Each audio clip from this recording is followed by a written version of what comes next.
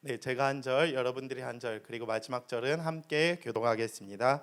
그 붙인 사가랴가 성령의 충만함을 받아 예언하여 이르되 찬송하리로다. 주 이스라엘의 하나님이여 그 백성을 돌보사 속량하시며 우리를 위하여 구원의 뿔을 그 종 다윗의 집에 일으키셨으니.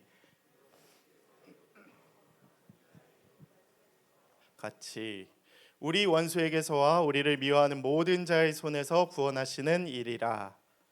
우리 조상을 긍휼히 여기시며 그 거룩한 언약을 기억하셨으니 곧 우리 조상 아브라함에게 하신 맹세라. 우리가 원수의 손에서 건지심을 받고 종신토록 주의 앞에서 성결과 의로 두려움 없이 섬기게 하리라 하셨도다. 이하여 내가 지극히 높으신 이의 선지자라. 일컬음을 받고 주 앞에 앞서가서 그 길을 준비하여 주의 백성에게 그 죄 사함으로 말미암아 구원을 알게 하리니 이는 우리 하나님의 긍휼로 인함이라. 이로써 돋는 해가 위로부터 우리에게 임하여 어둠과 죽음의 그늘에 앉은 자에게 비치고 그 발을 평강의 길로 인도하시리로다 하니라. 함께 읽겠습니다. 아이가 자라며 심령이 강하여지며 이스라엘에게 나타나는 날까지 빈들에 있으리라. 아멘. 저는 오늘 평강의 길로 인도하시리로다라는 제목으로 하나님 말씀 선포하도록 하겠습니다. 오늘 예배를 드리는데 이 아래에서 찬양을 하다가 울컥울컥 하더라고요. 오랜만에 느꼈던 그 청년의 뜨거움을 느꼈던 것 같습니다. 그 거룩하신 하나님을 찬양하는데 그동안에 또 내 삶을 만져주셨던 그 하나님의 은혜와 또 앞으로 나를 이끌어 가실 그 거룩하신 하나님의 은혜에 감사하면서 눈물이 마구 나더라고요. 그래서 하나님께서 우리를 사랑하시는구나. 내가 몰랐지만 또 내가 깨닫지 못했지만 하나님은 늘 우리를 사랑하시고 또 우리에게 은혜를 부어주시는 분이시다라는 것을 깨닫게 되었습니다. 그래서 저에게 부어주셨던 그 은혜가 흘러 들어가서 또 여러분들에게도 또 이 예배 가운데에도 함께 임하실 수 있게 되기를 간절히 바랍니다. 오늘은 이제 성탄 주일이죠. 그래서 옆에 계신 분들과 이렇게 인사했으면 좋겠습니다. 하늘에는 영광, 땅에는 평화입니다 라고 인사하겠습니다. 하늘에는 영광, 땅에는 평화. 하늘에는 영광을 올려드리고 이 땅 가운데에는 예수 그리스도로 인한 그 평화가 임하게 될 것이다 라는 인사입니다. 크리스마스의 주제는 무엇일까요? 크리스마스의 주제 기쁨입니다. 기쁨. 근데 무엇으로 인한 기쁨이냐? 구원으로 인한 기쁨이에요. 우리의 그 연말 놀이로 인한 기쁨이 아니라 예수님께서 이 땅 가운데 오신 그 구원의 역사로 인한 기쁨이 크리스마스의 주제입니다. 그래서 우리는 이 구원을 통해서 오는 그 혜택과 증거들을 마음껏 누려야 합니다. 그 첫 번째가 지난 2주간의 설교였던 기쁨. 그래서 막 기뻐해야 돼요. 그래서 기뻐해야 돼요. 이유도 모르게 그냥 기뻐해야 돼요. 어제 그 블레싱 사역 너무너무 수고해 주셔서 감사합니다. 그 수고하는 청년들의 모습 가운데에 기쁨이 넘치는 걸 보면서 그래 이거지. 이게 크리스마스지. 이게 예수님 오신 이유이지라는 것을 제가 느꼈어요. 한 40여 명이 모였는데 얼마나 힘들겠어요. 그 박스 자매들이 이걸 들면서 낑낑거리고 내가 우리 소영자매 사진 한 장 찍힌 걸 내가 보면서 그 기쁨이 느껴지는 거예요. 얼마나 힘들었을까. 자매들이 그 포장하는 모습을 보면서 또 우리 형제들이 그걸 나르고 운전하고 근데 그 가운데 기쁨이 느껴져서 참 너무 행복했습니다. 그게 크리스마스의 이유입니다. 증거입니다. 우리가 누려야 할 마땅한 혜택일 것입니다. 그리고 두 번째는 무엇이냐? 바로 오늘의 주제인 평화입니다. 평화, 평강, 평화, 여호와의 샬롬. 평화란 무엇이냐? 편안한 상태, 마음에 걱정이 없는 편안한 상태를 의미합니다. 그래서 우리가 늘 인사하죠. 샬롬이라고. 무엇입니까? 여러분의 마음 가운데 평화가 임하기를 간절히 소원합니다라는 인사예요. 이게 왜 중요하냐 하면 예수님께서 우리 마음 가운데 오셨다는 분명한 증거이기 때문에 그 혜택이기 때문에 너무나도 중요한 것입니다. 그 구원이 왔을 때에 지난주 설교의 제목과 같이 우리 가운데에 있는 모든 슬픔과 탄식이 사라지기 때문입니다. 기독교 윤리학에서도 이렇게 얘기하고 있어요. 전 인류에게 합의한 가장 중요한 가치 세 가지가 있다면 무엇이냐? 바로 첫 번째가 자유, 그다음 두 번째는 정의, 그다음 세 번째가 마지막으로 평화라는 것입니다. 기독교인들이든지 혹은 비기독교인이든지 우리 모든 인류가 추구해야 할 분명한 가치가 있다면 바로 그 중에 하나가 평화라는 것입니다. 평화는 사실 어려운 주제이죠. 누구나 추구하고 누구나 원하지만 우리의 삶 가운데에는, 우리의 나라 가운데에는 평화의 반대인 다툼과 분열이 끊이지 않아요. 뉴스만 틀면 뭐가 나옵니까? 싸우고 분열하고 다투는 모습이 많이 등장을 하죠. 요즘엔 심지어 교회까지도 싸우고 다투기 시작합니다. 평화란 우리의 마음, 우리의 이론상으로는 쉽지만 막상 행하려고 하면 어려워요. 여러분 순모임 할 때도 마찬가지죠. 순위 하나 내기가 쉽습니까? 어렵죠. 순 아우팅 갈 때 나는 떡볶이가 먹고 싶은데 쟤는 치킨이 먹고 싶다는 거예요. 그럼 순이 쪼개질 수밖에 없는, 순 아우팅 가운데에도 평화가 깨어져 버리는 그러한 아픔들이 우리의 삶 가운데 계속해서 있다라는 거예요. 웃지 마시고, 그런 삶이 우리 가운데 계속 있다라는 거예요. 특히 어디에도 많이 나타납니까? 가정, 부모님하고 맨날 싸우고, 만나는 그 교제하는 그 지체가 있으면 늘 싸우고, 처음에 3개월은 행복하죠.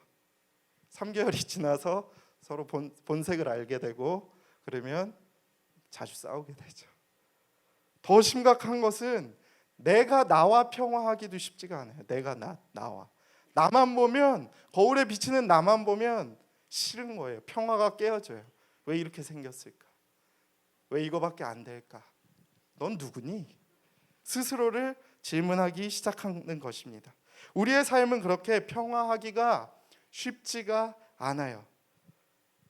세상이 아무리 평화를 원해도 이 세상에는 죄악이 관행하고 있고 만연한 그 평화 가운데에서 우리의 마음을 아프게 하고만 있습니다. 참담하죠. 그러나 성경과 교회는, 예수님은 우리에게 오늘 분명하게 말씀하십니다. 무엇이라고 말씀하시냐? 바로 소망이 있다. 그럼에도 불구하고 우리에게는 예수님의 구원의 참된 기쁨이 이 그동안에 우리가 누려왔던 아픔과 분열과 다툼을 깨어버릴 수 있는 희망이 있다라는 것을 분명하게 나타내 주시고 있습니다. 그래서 우리는 아기 예수님의 오심을 믿을 때에 우리 가운데 있는 평화가 깨어지는 것입니다. 성탄에 우리에게 내려오신 그 예수님의 탄생의 기쁨이 우리의 삶 가운데 길들여져 있는 그 모든 분열과 다툼과 아픔과 상처들을 다 깨부셔버리고 우리 가운데 진정한 평화를, 샬롬을, 평강을 허락하시리라 믿습니다. 오늘 본문 말씀은 우리들이 잘 알고 있는 사가랴의 찬가예요. 사가랴라는 인물이 찬양을 하는 노래입니다. 노래. 그게 본문 말씀이에요. 오늘 우리가 읽었던 그 본문 말씀이 사가랴가 하나님 앞에 찬양하는 얘기가 나와요. 근데 그 사가랴가 누구이냐 하면 5절에서 6절 한번 읽도록 하겠습니다. 띄워주세요. 아까 띄워줬던 거 읽겠습니다. 시작. 유대왕 헤롯 때에 아비야 반열에 제사장 한 사람이 있었으니 이름은 사가랴요. 그의 아내는 아론의 자손이니 이름은 엘리사벳이라. 그 다음이요. 이 두 사람이 하나님 앞에 의인이니 주의 모든 계명과 규례대로 흠이 없이 행하더라. 아멘. 이 두 사람은 누구냐? 세례 요한의 아버지예요.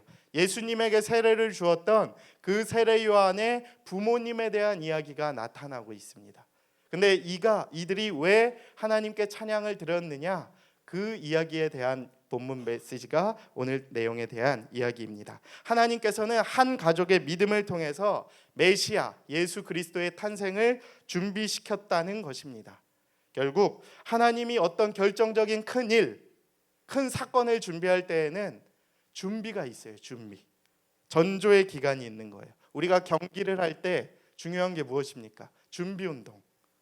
올림픽 하는 선수들이, 또 월드컵 나가는 선수들이 제일 중요하게 여기는 것은 무엇입니까? 준비죠. 준비. 시험을 치르는 학생들에게 제일 중요한 것은 무엇입니까? 준비죠. 준비를 잘해야 시험을 잘 볼 거 아니에요. 그렇죠? 이번에 시험 다 끝나셨죠? 아직 보시는 분 거의 없죠? 시험 잘 보셨습니까? 준비를 잘 하셨으면 잘 보셨겠고, 준비를 안 하셨으면 잘 못 보셨겠지만, 찌르면 튀어나올 정도로 외우고 또 잘 준비를 해야 우리가 시험을 잘 볼 수 있는 것이죠. 예수님의 탄생도 그만큼 중요했습니다. 하나님에게 있어서 너무나도 중요했어요. 그래서 하나님이 준비를 시키셨던 것입니다.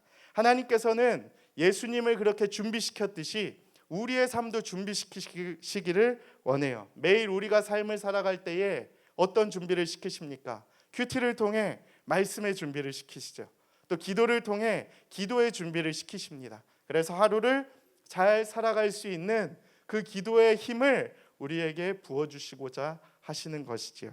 그러한 삶이 우리들의 삶 가운데 잘 길들여져 있기를 축복합니다. 우리가 예수님의 태어나심을 기다리듯이 우리가 말씀을 통해서, 오늘 예배를 통해서 한 주간을 잘 준비하시고, 또 매일의 삶 가운데 큐티의 말씀을 통해, 또 기도를 통해 여러분들의 하루의 삶을 잘 준비하실 수 있게 되기를 축복합니다. 저 역시 갑자기 청년부를 맡게 됐잖아요. 올해 11월에. 그래서 벌써 한 달이 지나가고 있어요. 얼마나 암울했는지 모릅니다.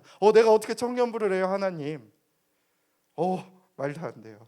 무섭습니다. 이러한 고백을 얼마나 많이 했는지 몰라요. 근데 하나님께서는 그런 저에게 잘 준비할 수 있는 그러한 마음을 계속해서 부어주셨습니다. 기도할 때마다 걱정하지 마, 기도만 해, 잘 될 거야 라는 마음을 계속해서 부어주셨어요. 그래서 지금까지도 별로 이루어진 건 없지만 하나님이 감사의 마음을 또 이루어 가시는 것들을 많이 느낍니다. 첫 번째로 이제 청년부에 좋은 임원과 순장들이 너무 많다는 것을 깨달았어요. 그래서 구임원들, 지금 신임원들 계속해서 만나고 있는데 기대가 많이 돼요. 얘네랑 하면 뭔가 이룰 수 있겠다, 이런 자신감, 근자감이라 그러죠. 근거 없는 자신감이 막 붙기 시작했습니다.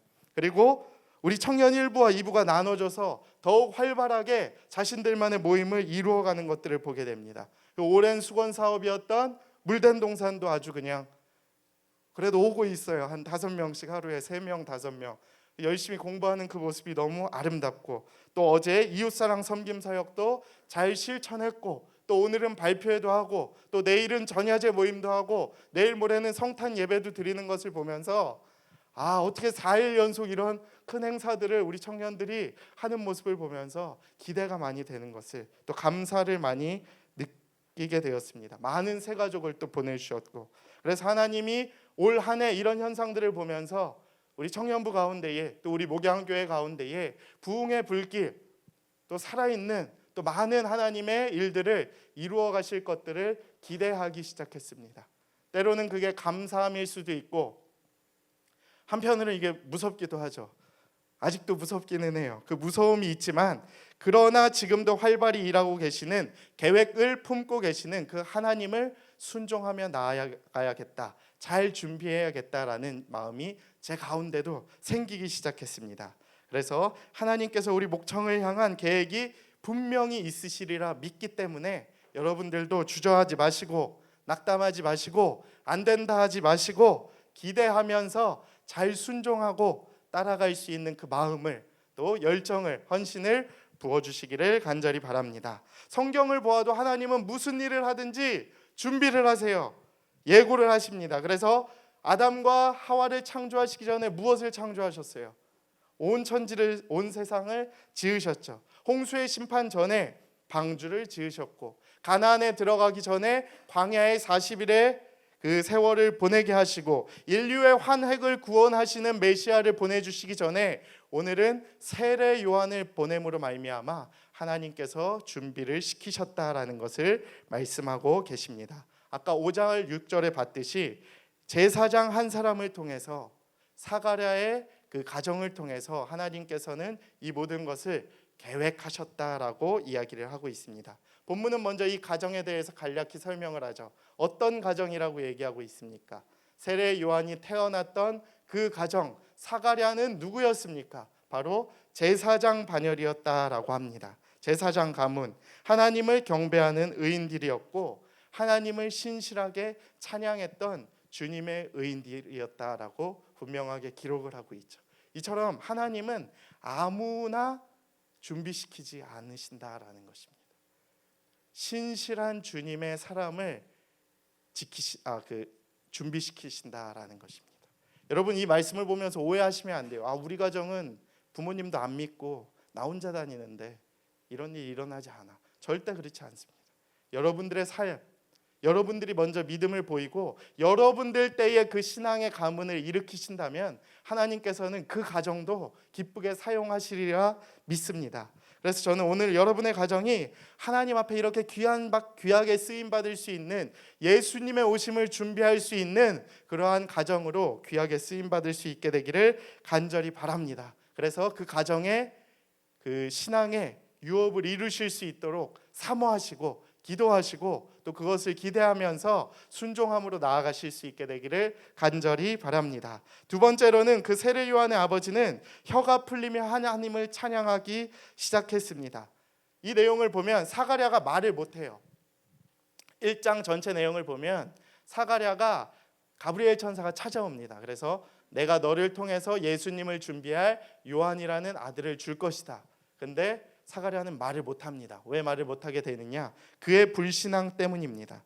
하나님의 천사가 아이가 없던 가정 가운데 와서 너희에게 내가 세례 요한이라고 하는 아이를 주겠다라고 하는데 사가랴가 무엇이라고 얘기를 하냐 하면 우리 집은 안 됩니다라고 이야기를 합니다. 누가복음 1장 13절에서 또 18절 말씀 함께 보겠습니다. 시작. 천사가 그에게 이르되 사가랴여 무서워하지 말라. 너의 간구함이 들린지라. 내 아내 엘리사벳이 내게 아들을 낳아주리니 그 이름을 요한이라 하라. 18절도 보겠습니다. 18절. 사가랴가 천사에게 이르되 내가 이것을 어떻게 알리오? 내가 늙고 아내도 나이가 많으니이다. 아멘. 아브라함에게 임했던 그 하나님의 음성은 기억하시나요? 사레가 그 늦은 나이에 이삭을 주겠다고 하신 하나님의 약속, 그때 비웃었죠, 하나님을. 근데 하나님은 주셨습니다. 오늘 상황도 비슷한 상황이라고 보시면 됩니다. 사가랴가 천사에게 이르되 무엇이라고 얘기해요? 네가 이것을 어떻게 하느냐? 뻥치지 말라. 나이가 많아서, 엘리사벳도 나이가 많아서 아이를 가질 수 없다라는 것이에요. 하나님은 하신다고 하는데 자신은 안 된다고 했다가 하나님이 형벌을 내리십니다. 어떤 형벌을 내리시냐? 말을 못하게 하는 형벌을 내리세요. 10달 동안. 그래서 여러분 조심하셔야 돼요. 입술엔 권세가 있죠. 하나님이 하신다는 일을 여러분들이 함부로 안 된다고 하시면 안 됩니다. 만약에 여러분들의 삶 가운데 오셔서 여러분들을 들어 쓰시겠다, 내가 너로 너의 믿음의 가정을 일으키겠다라고 하는데 여러분들이 여러분들의 상황을 보면서 말도 안 됩니다, 하나님 나는 안 됩니다, 이렇게 거절하면은 안 된다라는 것이죠. 여러분의 처지가 어떠할지라도 하나님은 여러분의 그 신실함을 보시고 여러분의 그 준비됨을 보시고 분명하게 여러분께 말씀하십니다. 그 계획하신 것을 실행하시겠다라고. 저에게도 그러셨어요.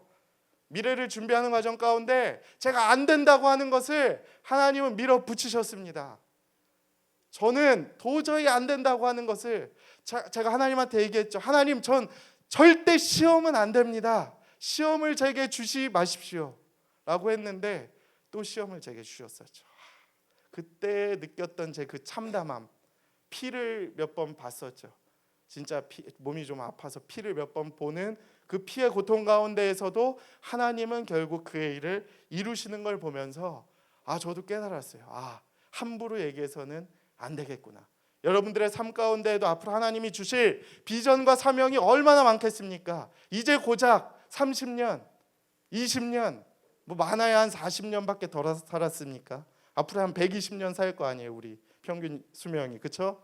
그럼 이제 한 20% 산 건데, 30% 산 건데 하나님이 여러분들을 통해 이루실 것들이 얼마나 많으시겠습니까? 그렇기 때문에 여러분들의 입술의 권세를 조심하셔야 돼요. 나는 안 된다. 조심하셔야 돼요. 그런 순간에 하나님이 입을 확 틀어 막아버리실지 모른다는 것입니다. 입이 닫혔던 사가랴가 아들이 태어난 후에 아들의 이름을 서판에 요한이라고 적으니까 그의 입이 열리고 혀가 풀리고 찬양을 하기 시작합니다. 말씀에 나와 있습니다. 63절에서 64절 함께 읽겠습니다. 시작. 그가 서판을 달라하여 그 이름을 요한이라 쓰매 더 놀랍게 여기더라. 그 다음이요 64절. 이에 그의 입이 열리고 곧 열리고 혀가 풀리며 말을 하여 하나님을 찬송하니. 쓰는 순간에 결국에 그 입이 풀린 것입니다. 하나님의 형벌이 풀리기 시작한 겁니다. 10달 동안 말을 못하는 벙어리로 살다가 묶여 있다가 그 죄의 형벌 가운데 살아 있다가 하나님이 때가 되자 그를 풀어주신 것입니다. 근데 그의 입이 풀리고 그가 말을 하여 무엇을 제일 먼저 하기 시작합니까? 바로 하나님을 찬양하기 시작했다라는 것입니다. 얼마나 괴로웠겠습니까? 답답했겠습니까?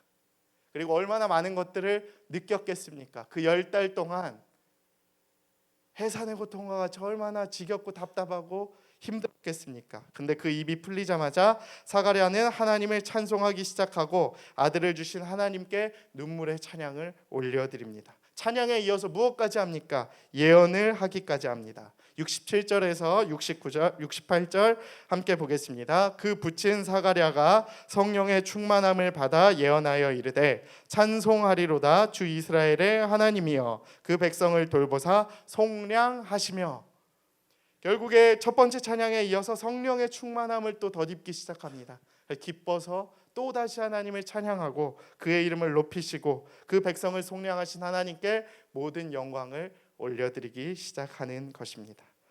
사가랴의 찬양은 연이어서 무엇까지 이어지냐? 구원의 선포까지 이어져요.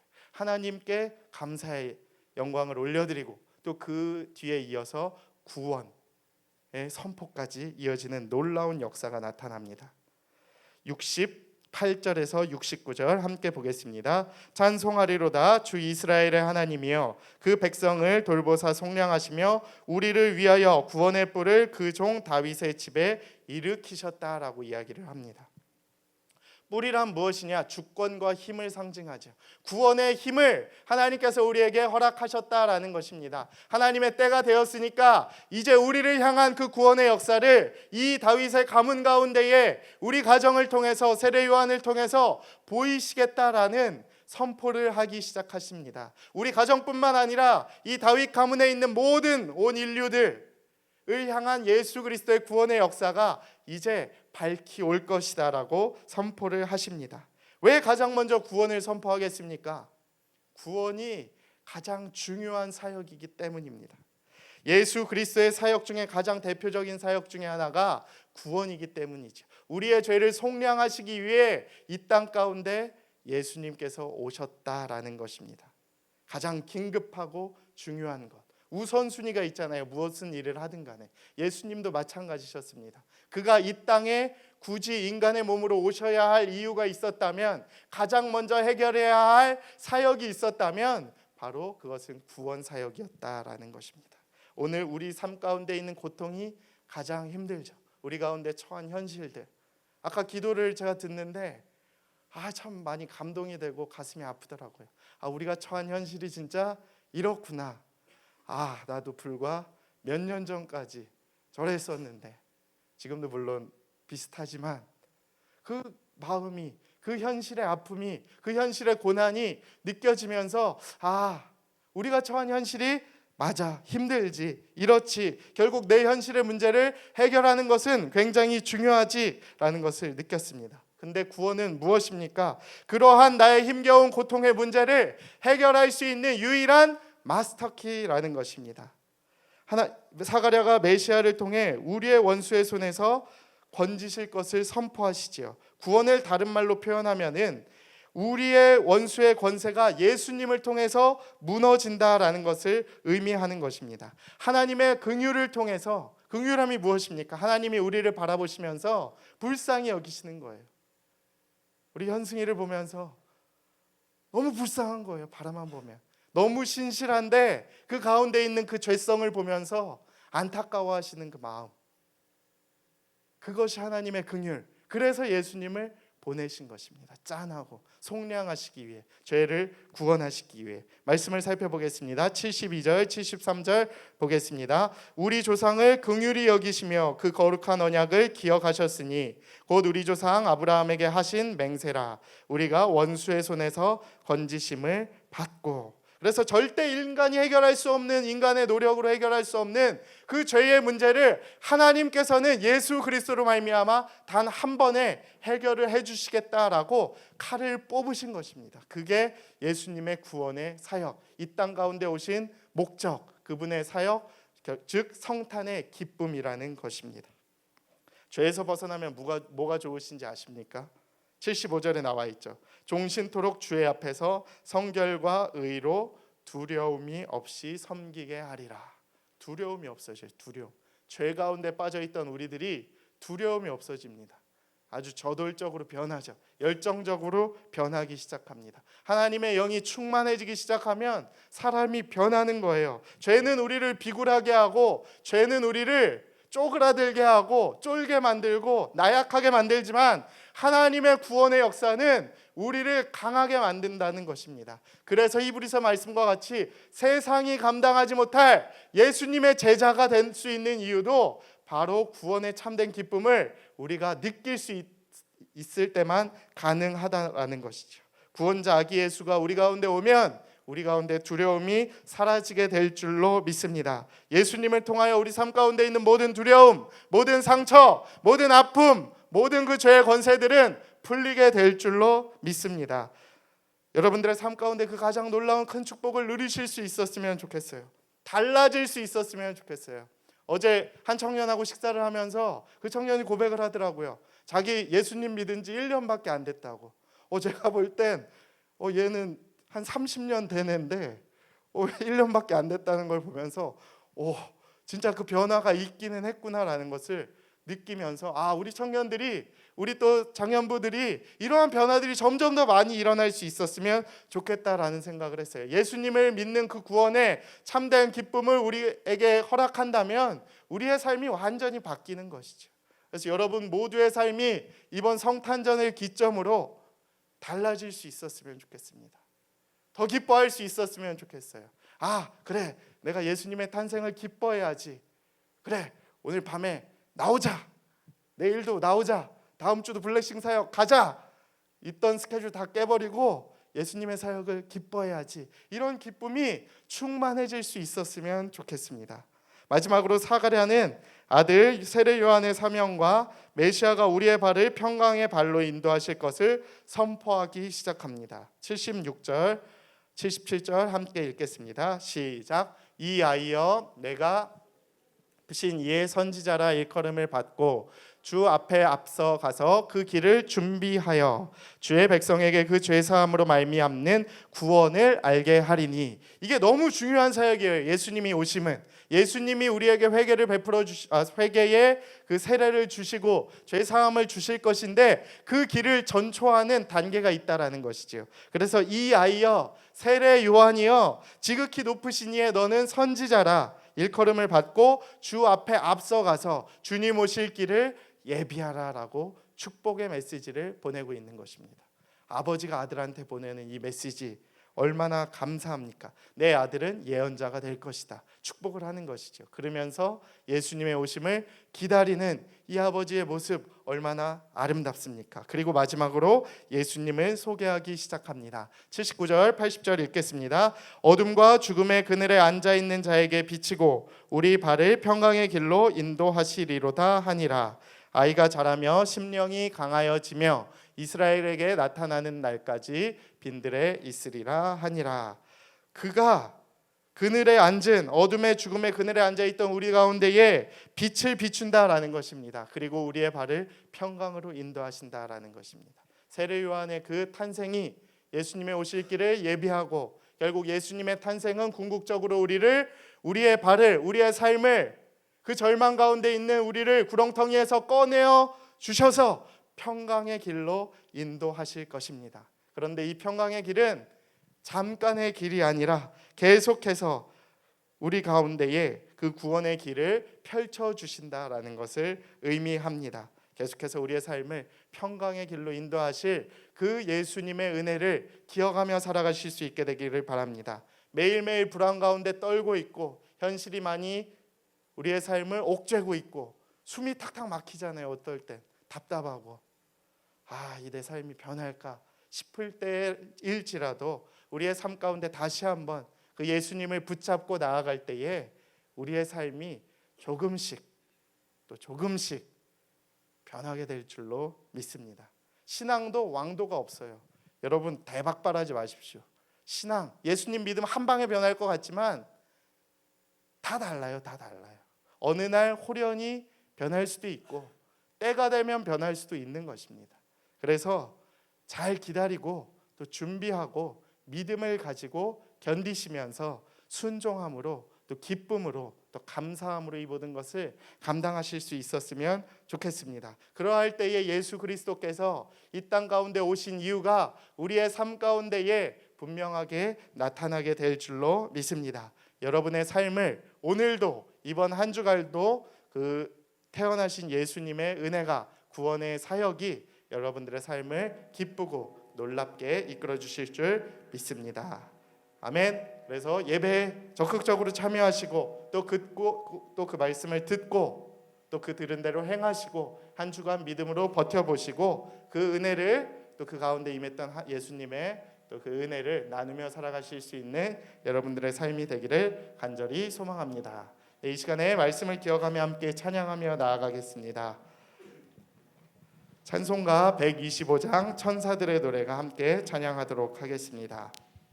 찬양을 하며 예수님 우리의 삶 가운데 평강을 주시옵소서. 내 삶 가운데 예수 그리스도께서 허락하시는 그 평강을 허락하여 주시옵소서. 기쁨과 감사함으로 나아갈 수 있도록 도와주시옵소서라고 기쁨